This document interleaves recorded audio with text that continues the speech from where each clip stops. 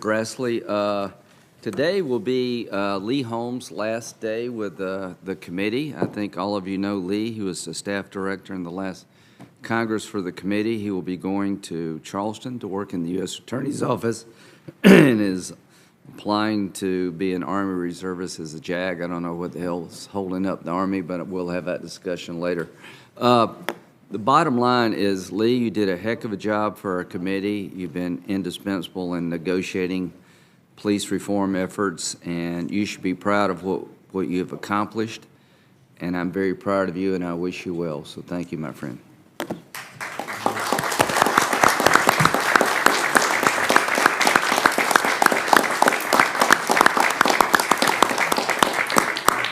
Senator Graham, because we've worked on so many things together, I want to join you in your kind words on behalf of Lee Holmes. He was staff director during a very difficult and challenging time when you were chairman. It wasn't because you were chairman, it just happened that there were challenges. Well, a lot of it was. My staff tells me they cannot recall Lee ever losing his temper or uttering a cross word. That is something for Senate work. So, Lee, that's high praise. Thank you for your contributions, especially on the First Step Act. I understand you're headed back home to South Carolina with your beloved wife, Brianne, your daughter, Lucy, and your dog, Winston, who is often seen in the halls of the Dirksen building. And lucky for us, you're moving to the liberal bastion of Charleston, South Carolina, where you'll continue service as an assistant U.S. attorney. I know I speak for everyone on the committee. We are sustained by the best staff on earth, and you are one of them, and we're going to miss you. Thanks, Lee, for everything you've done.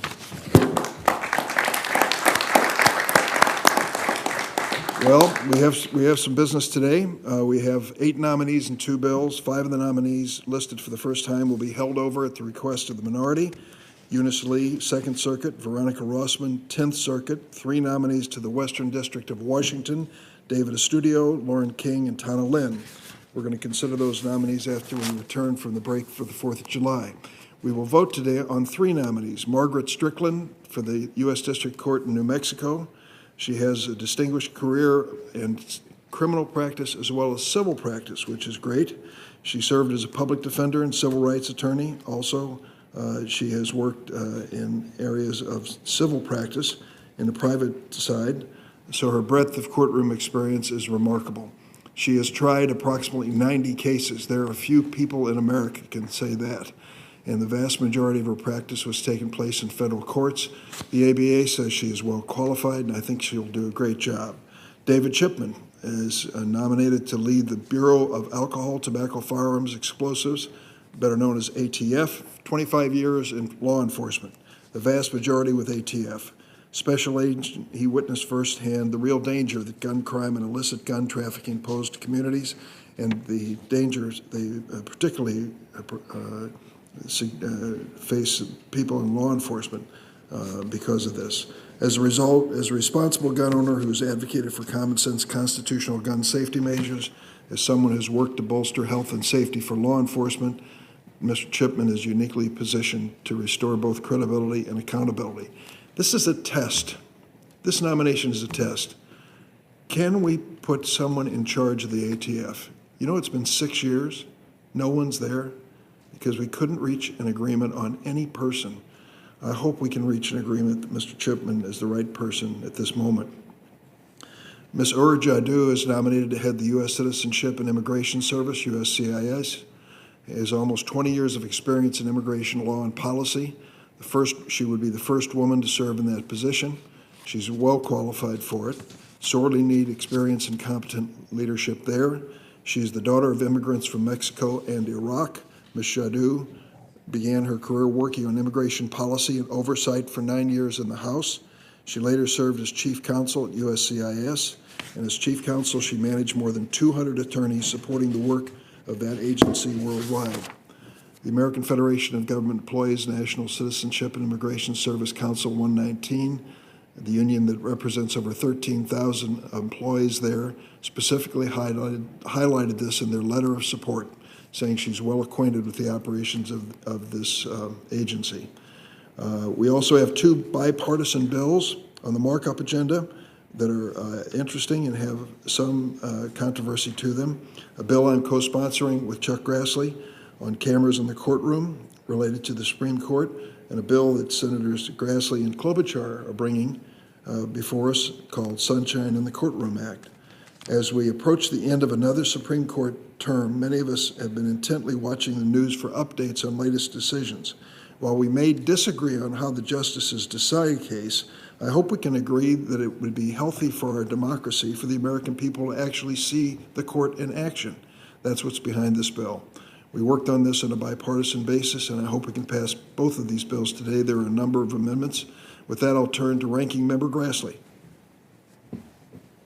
I can't do better than Senator Durbin did in just describing why we need cameras in the courtroom. I've been involved with this issue, for those of you who've been on this committee for a long period of time, for just so many years. I hope we can finally get this done at this time. I think if the people can see how justice is done, they'll have a better appreciation for that justice. Right now, the working of the court is a remote process that most people don't really know much about. Unless they're lawyers or criminals, these bills would help change all that for 330 million Americans. The Cameras in the Courtroom Act tells the Supreme Court to televise its hearings absent a vote by a majority of the caucus or the court, that doing so would violate due process. The Sunshine in the Courtroom Act allows presiding judges to televise their proceedings subject to various protections for security and for due process. There's a lot of talk these days about reforming the courts in a way that that's just a preemptive threat against justices for ruling in ways that people might not like. These bills aren't in that category. These are actual reforms to get actual transparency and improve civic health. I hope we can report these bills out today and bring greater transparency to the workings of this third branch. Now to the nominees. Margaret Strickland is a nominee to the District of New Mexico. Without a doubt, she's an accomplished criminal defense attorney, like the vast majority of Biden's nominees. Also, like the vast majority of this administration's nominees, Ms. Strickland won't admit to having a judicial philosophy.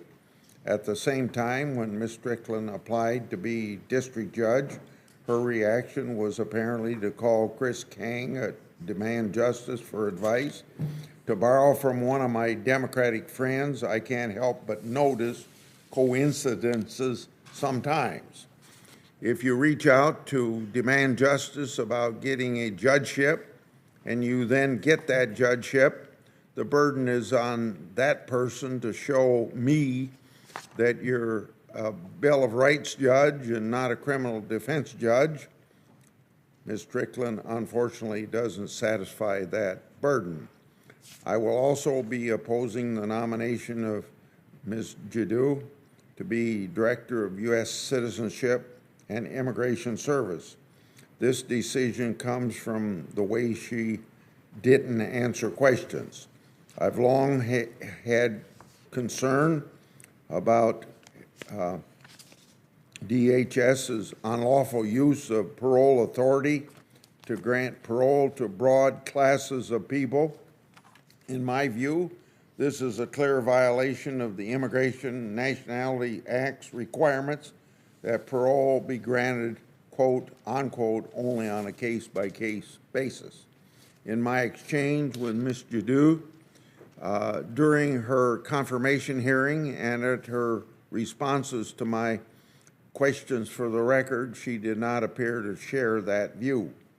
She also refused to rule out the use of executive authority to bypass Congress and grant parole in place to broad classes of people who meet eligibility criteria in bills Congress has either rejected or refused to pass. As an example, in my questions for the record, I specifically asked Ms. Jadu if she supported a plan put forward by then presidential candidate, now Vice President Harris, to bypass Congress and grant parole in place to potentially millions of immigrants who have not been granted a path to legal counsel status by Congress. She refused to answer. Given ongoing debates in Congress about offering a path to legal status to various groups of people living in the United States and having violated our laws to get here, her refusal to endorse any real limits on executive branch use of parole authority greatly concerns me. Lastly, we have David Chipman to be head of ATF. Ever since Mr. Chipman's nomination was announced, I have been hearing from law-abiding gun owners in Iowa who are concerned about this nomination. He hasn't dispelled these concerns during his confirmation process. In fact, he probably reinforced them. Mr. Chipman wants to ban assault weapons, but can't seem to explain what an assault weapon is. Mr. Chipman has repeatedly mocked gun owners as rubes and tuxes. Mr. Chipman has been described by CNN as, quote, unquote, a fierce advocate for gun control. Indeed, there isn't a prominent gun controller he hasn't worked for. This nomination is like a Republican putting the NRA in charge of the ATF. Aside from Mr. Chipman, ATF has also failed to fully respond to my and Senator Johnson's oversight request regarding the October 2018 Hunter Biden firearms incident. That's when Hunter Biden's gun was discarded near a school. In response, ATF used the Freedom of Information Act to shield to not produce records. That position shows an incompetent agency in need of reform. But instead of getting a reformer, it gets an activist. I will be opposing that nomination. Thanks, Senator Grassley. The first nomination is Margaret Strickland to be U.S. District Judge for the District of New Mexico. Are there any senators seeking recognition? If not, the clerk will call the roll. Mr. Leahy. Aye. Ms. Feinstein. Aye. Mr. Whitehouse. Aye. Ms. Klobuchar. Mr. Coons. Aye. Mr. Blumenthal. Ms. Hirono. Mr. Booker. Mr. Padilla. Aye. Mr. Ossoff. Aye. Mr. Grassley. No. Mr. Graham. Aye by proxy. Mr. Cornyn. No. Mr. Lee. No. Mr. Cruz. No by proxy. Mr. Sass. No by proxy. Mr. Hawley. No. Mr. Cotton. No by proxy. Mr. Kennedy. No. Mr. Tillis. No by proxy. Ms. Blackburn. No by proxy. Chair Durbin. Aye. Chair, the votes are 12 yeas, 10 nays. The nomination will be favorably reported to the floor. The next nominee, Mr. Chairman, may I ask unanimous consent that my statement on the Strickland nomination be made part of the record? of course. Thank you. Unfavorably reporting the nomination of David Chipman to be Director of the Bureau of Alcohol, Tobacco, Firearms, and Explosives. Any senators seek recognition? Senator Lee? Thank you, Mr. Chairman. I strongly oppose David Chipman's nomination to serve as the Director of ATF for many reasons, almost too many reasons here to name them individually. So I'll attempt to focus on my top few concerns. In response to questions at his confirmation hearing before this committee, Mr. Chipman said he was a cop, not a lawyer. This statement is troubling not only because Mr. Chipman was using it to dodge legitimate questions, but also because in making it, he willfully ignores that the focus of the ATF Director's position is to accurately interpret and apply the laws Congress writes for the regulation of the firearms industry. I'm not saying that it takes a lawyer to do that, but it certainly takes someone who recognizes the impact of regulatory decisions. I'm concerned that Mr. Chipman used that cute line, to persuade us that his advocacy background is less troubling than it might otherwise appear to be. Based on Mr. Chipman's bombastic and often inaccurate statements made while working as a lobbyist for two major anti-gun groups, Giffords and Everytown, I have strong concerns about his ability to set aside his personal views, to work with the firearms industry and with law-abiding gun owners to effectively run ATF. For example, just last year, Mr. Chipman made a statement openly mocking first-time gun owners. He compared them to the Tiger King, a popular reality TV star who exhibited questionable judgment in relation to firearms and also large endangered megafauna. He also then advised them to hide their newly purchased firearms behind the cans of tuna and beef jerky they have stored in a cabinet and only bring them out if the zombies start to appear. That's a direct quote. Now, when I asked Mr. Chipman about this troubling statement in his television interview, he attempted to say that the statement was misunderstood and that it was taken out of context. That's simply not true. I watched the TV interview, hoping and frankly expecting that I had misunderstood his condescension toward first-time gun owners in 2020. Many of those first-time gun owners in 2020, by the way, were minorities and women. But unfortunately, that was not the case.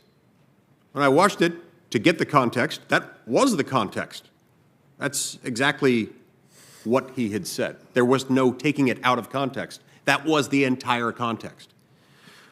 When asked about inaccurate statements he made when lobbying against suppressors, namely that only gun lobbyists and criminals, this is an exact quote, only gun lobbyists and criminals who want to kill people would benefit, close quote, from the deregulation of gun suppressors. Again, when asked about this question, he dodged the question. Mr. Chipman refused to recognize that many lawful gun owners want to purchase suppressors to protect their hearing, which is a lawful purpose last time I checked, but find the burdensome NFA registration process and the $200 tax stamp on top of the cost of the suppressor to be something that is prohibitive. When pressed by multiple senators on his advocacy for an assault weapons ban on AR-15s, Mr. Chipman proved equally evasive, refusing to provide his definition of an assault weapon.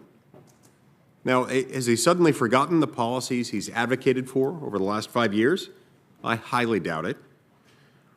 It's much more likely that he wanted to obscure his true anti-gun views from the American people.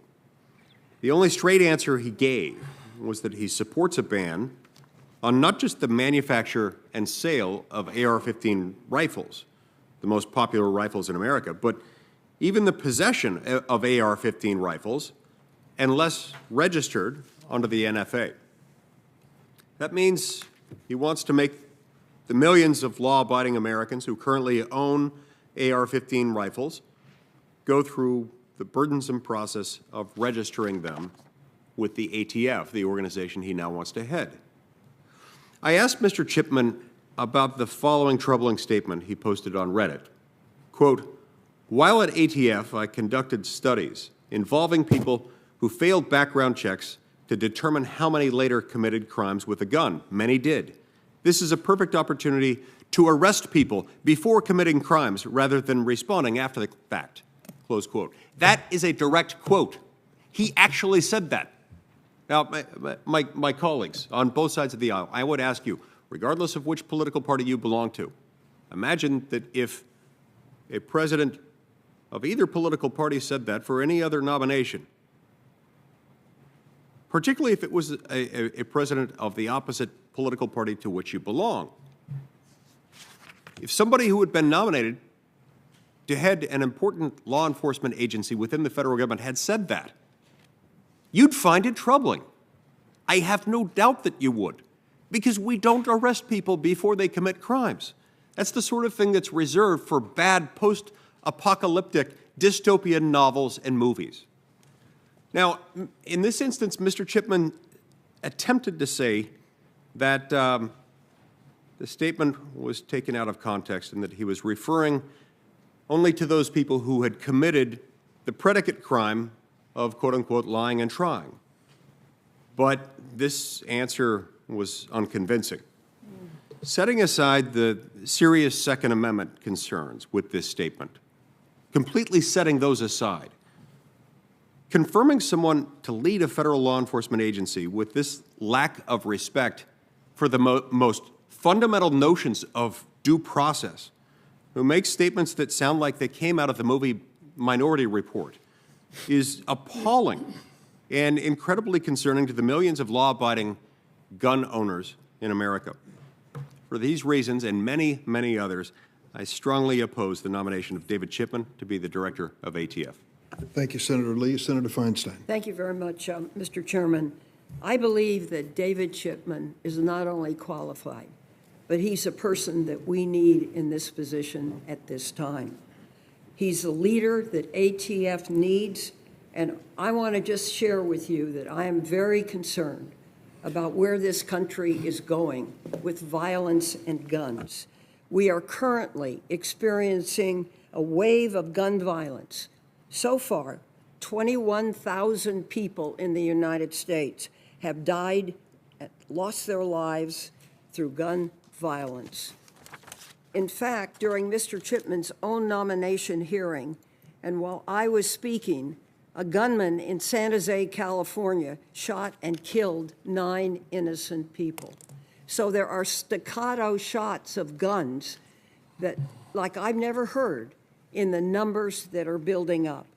Mr. Chipman's support for the enforcement of common sense gun restrictions, his dedication to ensuring that the ATF fulfills its mission of protecting our country, make him the candidate we need in this role at this time. I think he's uniquely qualified to lead the ATF. He's a former ATF agent. He knows what it's like on the streets. And I learned at a long time as mayor that the streets teach you a lot about what people are doing and thinking. He's uniquely qualified to lead the ATF. So I think I will strongly vote for him. I hope enough members will vote for him, because with 21,000 people now dead from gun violence just in a short period of time, I think we need to look a little differently at what these jobs mean. Thank you very much, Mr. Thanks, Senator Chairman. Feinstein. Senator Blackburn, and then Senator Leahy. Thank you, Mr. Chairman, and pardon me. We all know that the Second Amendment protects and guarantees our right to keep and bear arms. And the Bureau of Alcohol, Tobacco, Firearms, and Explosives plays an important part in combating crime and protecting public safety. The director of the ATF should be an individual who is capable of pursuing this mission while maintaining a nonpartisan atmosphere within the organization and protecting the rights of law-abiding citizens. Now, that is the mission. Based on what we've all heard from Mr. Chipman in his testimony, based on what we've read and reviewed statements that he has made, he is showing himself incapable of meeting that mission and doing so in a nonpartisan and even-handed way. What we would expect from anyone that we appoint. Now, there are roughly 15.5 million Americans that hold hunting licenses. Nearly 20 million Americans have a concealed carry permit. I am one of those that has a concealed carry permit. Don't mess with Marcia. Roughly 4 in 10 Americans report having a registered firearm in their residence, and nearly every major study has found that firearms are used in self-defense between 500,000 and 3 million times each and every year.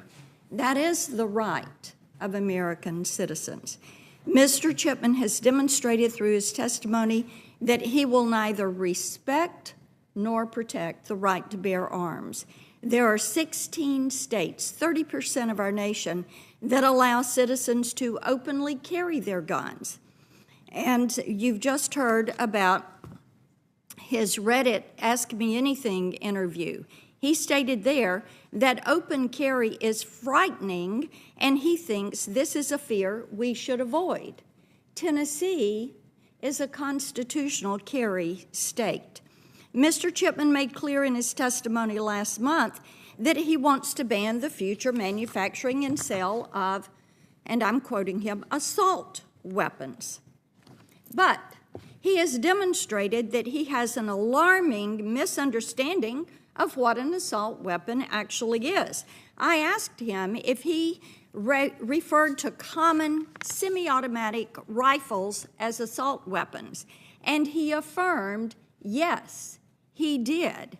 His definition, as Senator Cotton put it so aptly, would effectively ban all sporting rifles in the United States. But we know Mr. Chipman is no fool. Mr. Chipman has an agenda.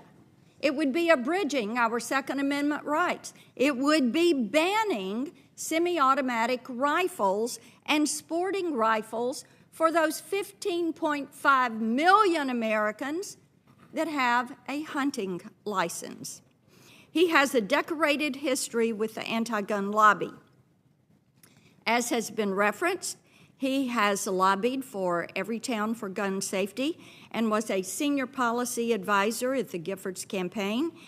He has lobbied against high-capacity guns, but has defined a high-capacity gun as anything that holds more than 10 bullets at a time. He has advocated overturning the Protection of Lawful Commerce in Arms Act, which would leave gun manufacturers liable for what purchasers do with their guns. I want you to think about that.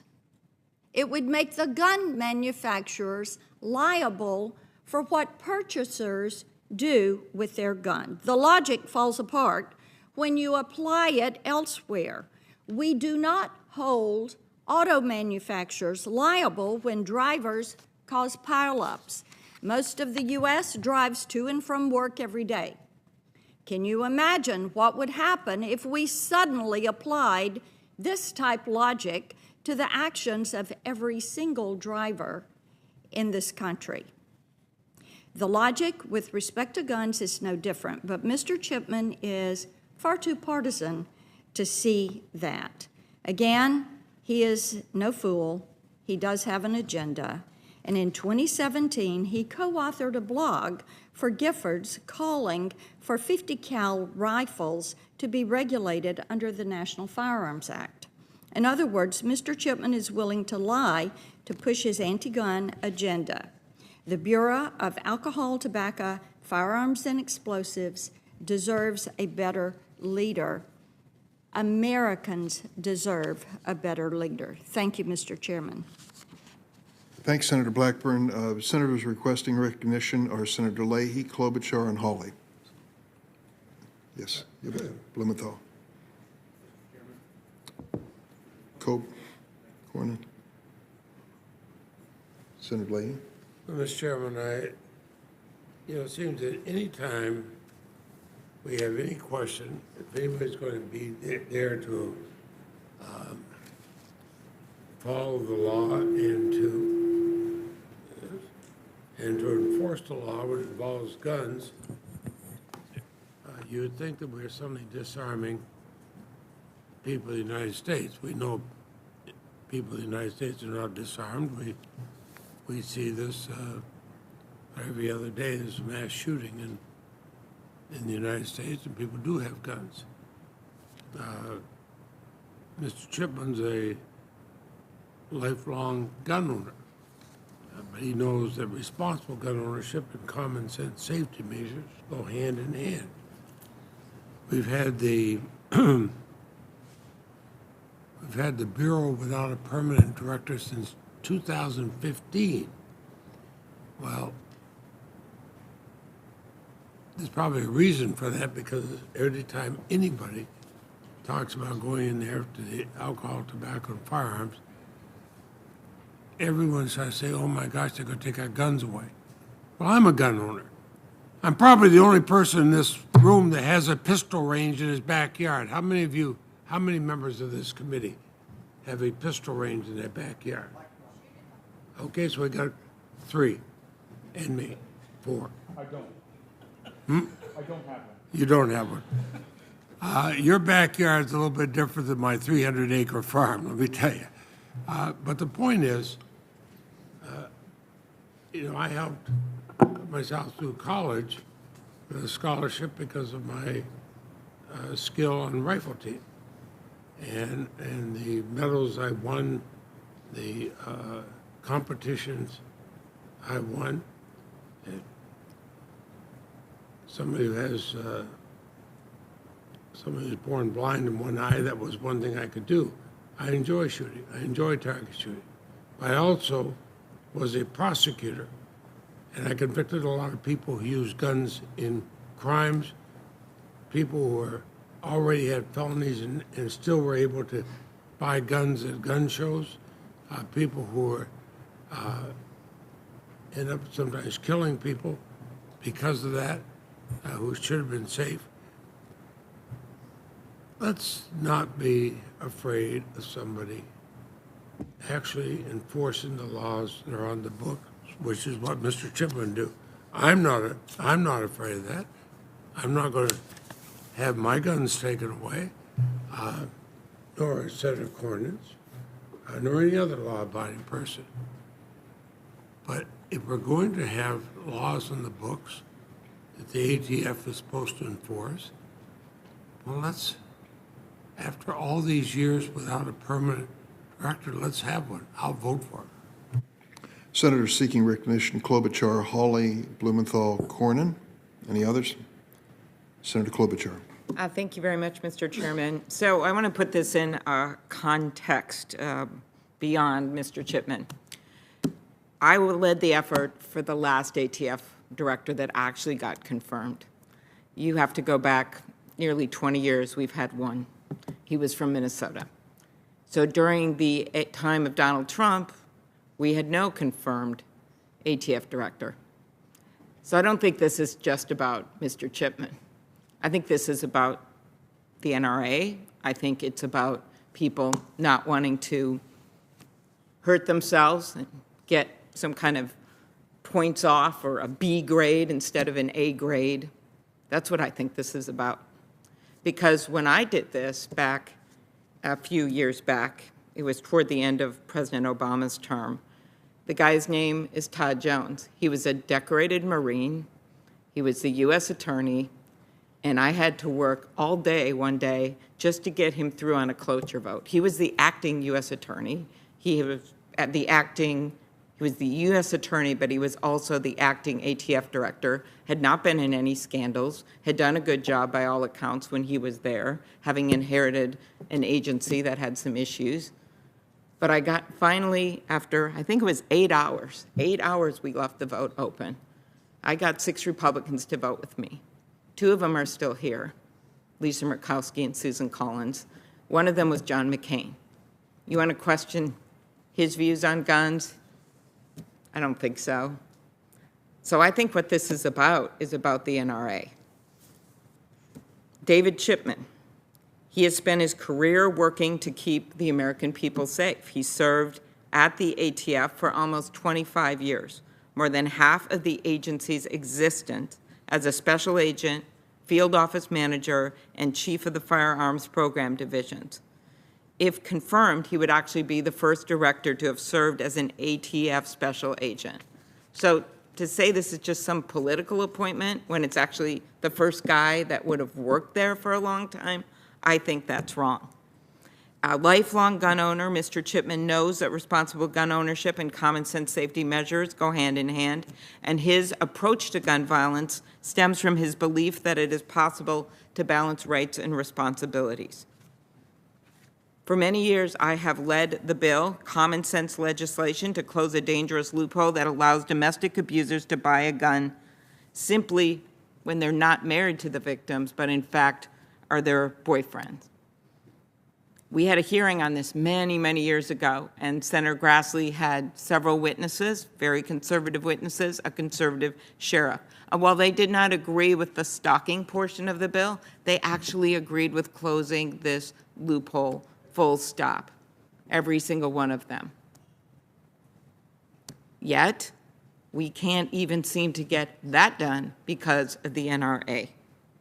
Mr. Chipman's nomination has the support of numerous organizations, including the Hispanic American Police Command Officers Association, the Police Executive Research Forum, the National Organization of Black Law Enforcement Executives, the Law Enforcement Action Partnership, and 17 current state attorney generals. His decades of experience in law enforcement make him exactly the right nominee for this critical position. And when I asked him, as ATF Director, would he take on this small issue of closing this loophole that the Republican witnesses support, he said it would be one of his top priorities to get this done if he was confirmed as ATF Director. So I don't think we can just look at this nominee on some isolated island. This is a part of a whole effort, and it's political. He's not political. How we've handled the ATF has been political. Or we would have had a director under Donald Trump. We would have had a director confirmed under President Obama, and I wouldn't have had a cloture vote held open for 8 hours for a decorated Marine just to be able to have him be the only person confirmed as head of the ATF, the only person in 20 years. Thank you. Thanks, Senator Klobuchar. We'll recognize Senator Hawley next. Senator Blumenthal, Cornyn, and Kennedy are in the wings. Thank you very much, Mr. Chairman. I wanted to say that I appreciated Senator Feinstein raising the issue of violent crime. I thought that that was an important point to make, and I appreciated her comment that the streets teach you a lot. And I think this is an important context for today's vote and indeed the issues that are facing the committee. As a former head prosecutor of my state, former attorney general of my state, I agree with that comment that the streets teach you a lot. I think that's absolutely right. And what the streets are teaching us now is that we are in the midst of a massive violent crime wave in this country. A massive violent crime wave in this country. Homicides are up over 30% in our major cities over the last year. That includes in my state. I have police officers when I go home to my state who beg me for help. And I mean beg me for help. Whether it's big cities, and Missouri's a diverse state. We've got big cities, we've got small towns, we've got rural areas, and wherever I go, police officers come to me and they say, we are desperate for help. We are outmanned, we are outgunned, we are overwhelmed, we can't recruit people, our morale is collapsing, we feel we have no support. It is a simple reality, and the American people are feeling it. The people in my state are feeling it. They are afraid to go out at night. They're afraid to go out on the streets. They're afraid to drop their children off at school. I mean, this is not the United States of America that we should have. This is a pressing issue that is affecting every single American, and yes, every cop in America. And I hope, Mr. Chairman, I raise this because I hope this committee will soon turn to this issue of violent crime in our country, and do something about it, and do something to support the men and women in blue who are out there on the line. And I have to say that in this context, when Mr. Chipman says things like, with regard to the Secret Service, I asked him about this when he was sitting right over there. He said in 2012 that their, meaning the Secret Service, use of guns, shooting guns is not necessary. Interesting idea. He goes on then to say, we need to think of strategies like that of just covering and evacuating in our schools. Now, he denied that he said that when he was in front of us. I don't know why, because it's on the record. We gave it to him as a QFR. I mean, you can go read the transcript yourself. My point is this. I don't think that our schools should be less safe. I can't vote for someone who says we ought to make schools in this country less safe in the midst of a crime epidemic. I don't know what I would tell the parents in my state. And when I look at Mr. Chipman's agenda, which is to take away Second Amendment rights from law-abiding citizens while violent criminals are loose on our streets, I just have to say, Mr. Chairman, I just respectfully disagree that that's the right agenda for us to have at this time. So I will not be supporting Mr. Chipman, and I hope that the committee will soon turn its attention to the epidemic of violent crime in our country. I hope we can find some solutions that we can agree on, and I respectfully submit, this is a question for another time, I respectfully submit that increasing officer pay and increasing the number of officers on the street is something where we might start. But for those reasons, I'll be opposing Mr. Chipman. Thank you, Mr. Chairman. Thanks, Senator Hawley. We have 3 senators seeking recognition, and I will close the debate at that point. We'll have a vote on Mr. Chipman at that moment. Senator Blumenthal is next. Thank you, Mr. Chairman. You know, a number of us on this committee share an experience in law enforcement.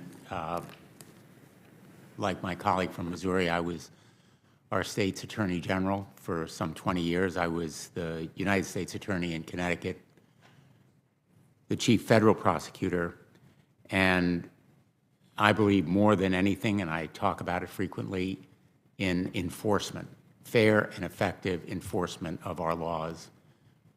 In fact, our laws are dead letter unless they're enforced. And that's why I'm going to vote for David Chipman. He is, above everything else, an enforcer. That's his life's experience, 25 years as an agent in ATF. He believes in enforcement. And if my colleagues across the aisle are really serious about stopping the wave of gun violence that we see in our streets, they will vote for David Chipman. If they are really serious about stopping violent crime, they will support effective enforcement of laws. And we can agree that this nation is awash in an ocean of crime guns, stolen and lost guns that have spurred a wave of violent crime across the country, focused mainly on the streets and communities that have those lost and stolen guns. So very briefly, there is a lot of mischaracterization and misrepresentation of what David Chipman has done or said, but at the end of the day, it is his enforcement background that makes him eminently qualified. I agree that we should address gun violence. In fact, Subcommittee on the Constitution has been having hearings on gun violence, on ghost guns, and red flag statutes, and other measures that can help to stop gun violence. So I welcome that focus and hope that we will confirm the nomination of a man who will be the second, only the second, confirmed director of ATF, a man who has spent 25 years of his life at that agency, a man who is dedicated to making these laws real in people's lives and making our streets and communities safer. And if my colleagues are really serious about fighting crime, they will say no to the NRA and other groups that have said again and again they want effective enforcement. They say continuously they want enforcement of existing laws, not new laws. Well, if they want effective enforcement, they ought to be in favor of David Chipman. And we need new laws, no question, but we also need effective enforcement. Thank you, Mr. Chairman. Thanks, Senator Blumenthal. Senator Cruz is now asked to be added to the list. I would just say to the members, this is a critically important issue and deserves all the time that we're going to devote to it. I don't question that for 1 minute. We have one other nomination and several bills before us today. We have other committees that have scheduled hearings, and we have votes scheduled at 10:30 or 10:45. So the cooperation of the members in making their comments concise would be appreciated. Senator Cornyn. Thank you, Mr. Chairman. I'll try to be brief. When Mr. Chipman came before the committee, I asked him whether he believed that a law-abiding gun owner was a threat to public safety. Paraphrasing his answer, he said, "No, Senator, until they commit a crime." In other words, he views law-abiding citizens as potential criminals and uses that as a justification to restrict their rights under the Second Amendment to the Constitution. Like Senator Blackburn, and Senator Leahy, I guess, I'm a gun owner, and I don't believe I'm a threat to public safety. I don't believe Senator Leahy or Senator Blackburn are a threat to public safety as law-abiding gun owners. I see them as exercising their rights under the Second Amendment, and I support that. Most of our states have license to carry laws. Some states, like Vermont, you can carry a gun without a permit. And my state is joining Vermont with recent legislative action because we don't believe law-abiding gun owners are a threat to public safety, unlike apparently the nominee.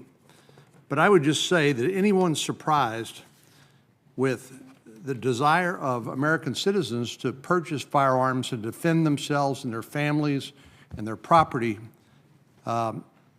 in response to the defund police effort, I can't imagine why they would be surprised. If people believe that the law enforcement in their community should be defunded, the combination of that, along with the Ferguson effect that I think former FBI Director Comey talked about, the hesitancy of law enforcement to aggressively enforce the laws because of fear that they would be criticized if not prosecuted.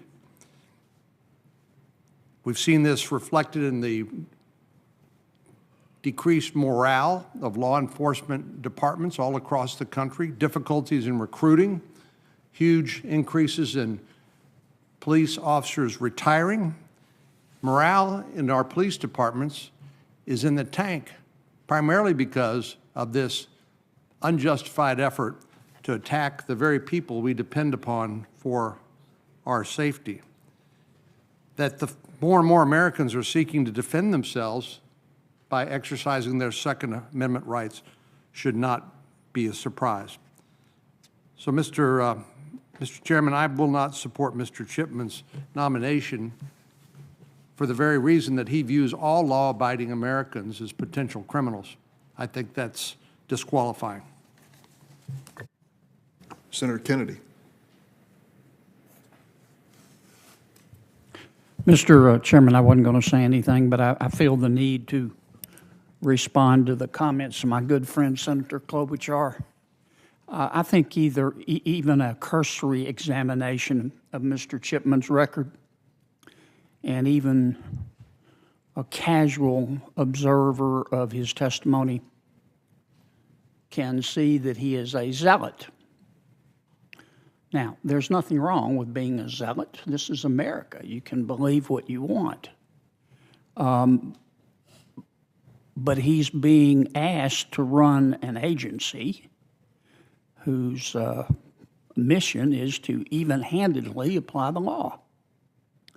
And the reason I'm voting against this gentleman is because I believe he will use his position, based on his record and his testimony, to try to prosecute an agenda that he can't get by the voters through their elected representatives. And I wanted to say that for the record. Now, Senator Klobuchar, if you have any evidence that I'm voting against this gentleman, and I say this gently because I'm worried about the NRA or losing points on the NRA, I'd like to hear it. I have the evidence that we have not confirmed an ATF director during this entire last 2 decades, except for one, and I was directly told as I tried to get votes to get cloture by Republicans that they were concerned about how the NRA would rank. But I'm asking about this Republican. That is my evidence of I'm what's asking happened about here. this Republican. I can't get inside your brain or know your politics. I'm just saying in general, there is more evidence besides this one man about what's going on in our legislative efforts, what's going on in Congress, why we haven't been able to pass even common sense background checks when 90% of the American people support them. So I think this is much bigger than one guy. I just thought that point should be made. Okay. Thank you, Mr. Chairman. And Thank you. by the way, even President Trump's nominee was too because of concerns by Republicans on the gun issue. So it just never ends. Thank you, Mr. Chairman. The last speaker before me, I think, is Senator Cruz, unless someone else is seeking recognition. Senator Cruz. Thank you, Mr. Chairman. You know, it's interesting to hear our Democratic colleagues seeing boogeymen under every rock. And there is the frightful specter of the NRA on one side. There's the frightful specter of the Koch brothers on the other side. There are charts of dark money with red string and all sorts of perceived connections. There is a simpler explanation, which is that the American people actually value our right to keep and bear arms. You want to know who the members on this side are listening to? It's not some interest group. It's the hundreds of millions of Americans who want their constitutional rights protected, who want to be able to defend their families, and who don't want to see the government taking away their right to defend their home, their lives, and their family. That's something our Democratic friends don't seem to understand. This is not about a checkbook in Washington, D.C. This is about millions of constituents at home. I promise you, when John Cornyn and I go home, it's not the NRA we're worried about. It's Texans looking at us saying, don't you let them take our guns. And there are folks in every state here who feel that way. You know, it was striking during the campaign. In August 2019, Joe Biden was asked about people who think that a Biden administration, quote, means they're going to come for my guns. And Biden replies, bingo! You're right. If you have an assault weapon, the fact of the matter is they should be illegal, period. So we can thank President Biden for letting the cat out of the bag. He's made clear his agenda, and let's use the exact words, they're going to come for my guns, bingo. That's what Joe Biden promised America he wanted to do. And in this case with Mr. Chipman, this is the manifestation of the promise, we're going to come for your guns.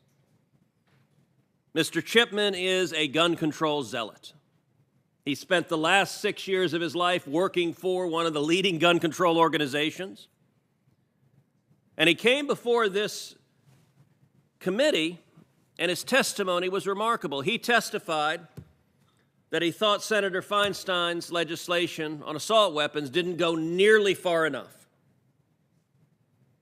Now, Senator Feinstein and I disagree on that legislation, disagree strongly.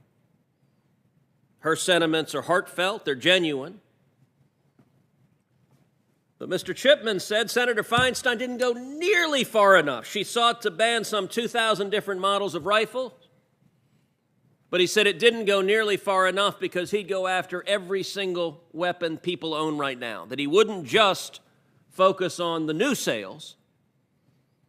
He was interested in whatever guns you have at your home right now to defend your family. And to be clear, Senator Feinstein's legislation wasn't just filed, it wasn't just considered in this committee, it was voted on the Senate floor. In the year 2013, I just arrived at the Senate. I was a brand new freshman.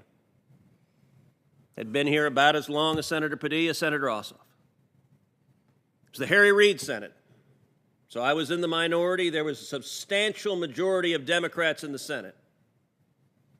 Senator Feinstein's bill to ban so-called assault weapons, voted on the Senate floor, received 40 yes votes and 60 no votes in a Democratic Senate. Among the senators voting no were Senator Bennett, Senator Heinrich, Senator Manchin, Senator Tester, Senator Udall, and Senator Warner, all Democrats, voted no.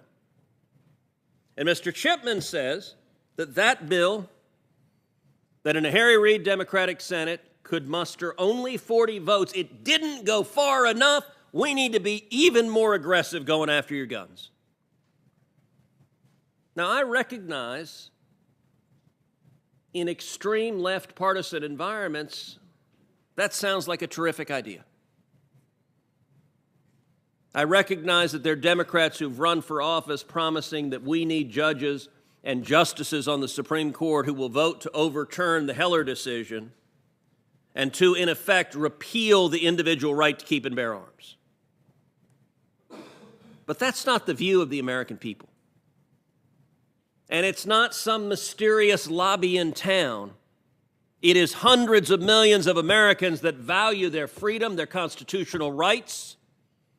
And I got to tell you, this past year, there were a whole lot of Americans who hadn't actually thought a lot about the Second Amendment until suddenly we had riots in American cities all across the country.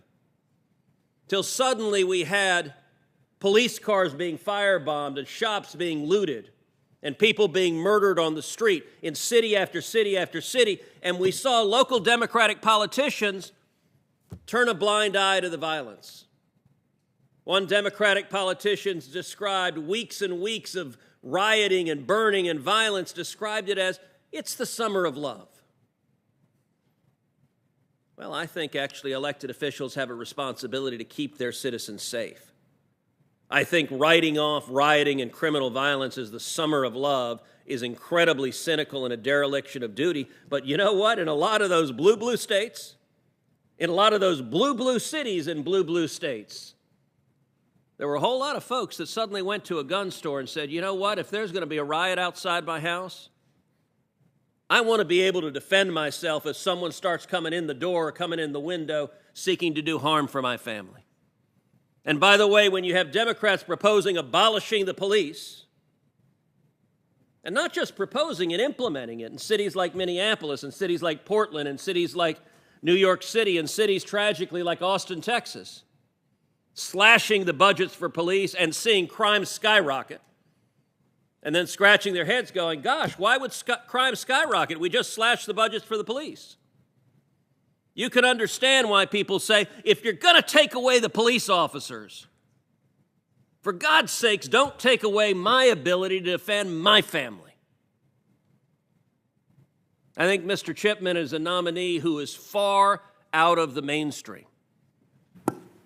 If his position is what he told this committee, that he thinks we should go much further than Senator Feinstein's legislation, which commanded only 40 votes in a Democratic majority Senate, that does not reflect where the American people are. And this nomination is a chance for Senate Democrats to decide. I assume the membership of this committee that every Democrat in this committee is going to vote for Mr. Chipman. This tends to be a committee on both sides of the aisle that attracts some of the members who are more comfortable with taking clear positions. But there are at least some Democrats in the conference who, when they go home to their home states, they tell their constituents they support the Second Amendment. Some ways I'm grateful to President Biden for making this nomination because it's a clarifying moment. Every one of those Democrats who goes home and tells their constituents, no, I believe in the Second Amendment. No, I don't believe in confiscation. No, I won't ban guns. No, we shouldn't do that. Well, we got a nominee who supports confiscation, who wants to ban guns, who wants a registry, and who was appointed to carry out Joe Biden's promise, bingo, we're coming after your guns. So now it's a chance for each of the 50 Democrats to decide, where do you stand? Thank you, Senator Cruz. Senator Cotton has asked for recognition. Yeah, I'll keep this brief. I think in some ways, David Chipman for President Biden is a perfectly suitable nominee because the Biden-Harris administration has already marked itself out as the most anti-gun and pro-crime administration in American history. President Biden gave a speech yesterday afternoon that was supposed to be about how to stop a crime wave that is crashing across this country with a murder rate that's increased in the single biggest jump on record over the last year. And what did he do? He basically threw in the towel. He said, yeah, I know that murders and violent crime went up a lot last year, and they went up a lot in the first few months of this year, but, well, crime goes up in the summer months too, so it's going to get even worse over the next 3 months. So I hope you don't get killed walking the streets of your community. And then what did he talk about? Did he talk about imposing tough sentences on people who commit crimes? Did he talk about adding more cops to the streets and quit attacking cops? No. He talked about gun control, about harassing law-abiding gun owners and gun stores, focusing on a kind of rifle that is less commonly used in murders in America than blunt objects like hammers and bats and frying pans and your bare fists. The vast majority of murders and crimes in this country are committed by pistols, which would be almost totally unaffected by some of the Democrats' proposals. So think about what Joe Biden wants to do. He wants to ignore the gun crimes that are happening in cities across America while he takes away the rifle you have in your home to protect yourself from those very criminals. So again, it shouldn't be surprising that he's nominated a man like David Chipman, an anti-gun radical. In his hearing, I asked him very simply, what is an assault weapon? And he couldn't define it because it's a made-up, fictitious term crafted by a bunch of liberal pollsters and lawyers and politicians in Washington to describe a kind of weapon based on mere cosmetic features. Go into a gun store, look at the labels in the aisles. You can find an aisle for shotguns, you can find one for pistols, you can find one for rifles. You won't find one for assault weapons because it is a fake, made-up term. Now, when I pressed him, he finally acknowledged that he would call an assault weapon, let me be precise here, any semi-automatic weapon larger than a .22 caliber with a detachable magazine. That is almost every modern sporting rifle in America. That is one of the most radical proposals that we've ever heard in Congress. And again, it would do almost nothing to affect the gun crimes that are happening in this country right now. Now, Joe Biden and Kamala Harris and all the Democrats in the Senate can talk about why we have this crime wave. Oh, it's the pandemic. People are isolated. They're unemployed. Woe is us. What are we going to do? Well, guess what? The pandemic is basically over and crime is still going up. Other countries face this pandemic as well. They didn't have such a large increase in crime. Let me tell you why we have a large increase in crime. One, we are letting violent, serious, repeat felons out of prison, as this Congress did with the First Step Act. We are refusing to send them to prison in the first place, as radical prosecutors like Chesa Boudin in San Francisco refuse to even do their job. And three, we are harassing the police for doing their jobs, and we are slashing their budgets. That's why we have a crime wave in America, and until we stop it, that crime wave will continue. Thank you, Senator Cotton. A lot has been said about what Joe Biden believes. Let me read from a statement yesterday. I hope all of you have it, fact sheet provided by the administration addressing the issues of crime and how to deal with them. Let me read the opening paragraph page. The strategy will use the rescue plan, the American Rescue Plan, which we know full well on the Democratic side, the American Rescue Plan's historic funding levels and clear guidance to help state, local, territorial, and tribal governments get the money they need to put more police officers on the beat, with the resources, training, and accountability they need to engage in effective community policing.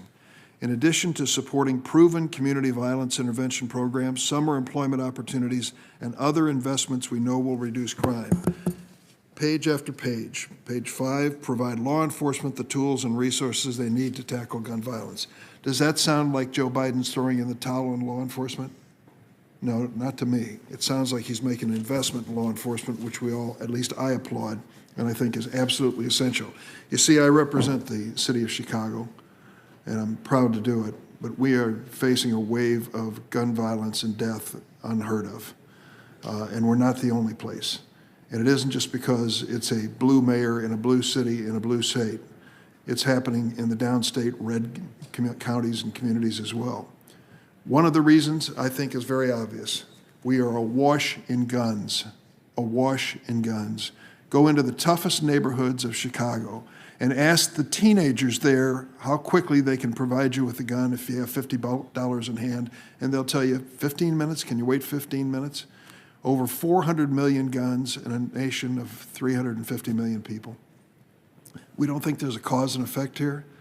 When they decide to sell guns at gun shows in northwestern Indiana without a background check, those guns find their ways into the streets of Chicago. And that's what we have to deal with. In terms of representing the view of the American people, our friends on the other side have a view of that. 84% of the American people, including most gun owners, believe we should have meaningful background checks. This committee is virtually incapable of passing such legislation.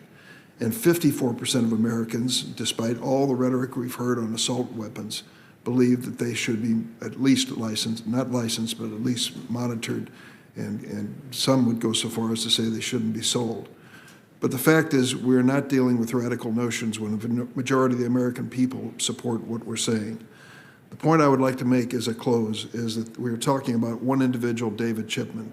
And going back to the point made by Amy Klobuchar earlier, the reason that they leave this ATF position vacant is because there's less enforcement as a result of it.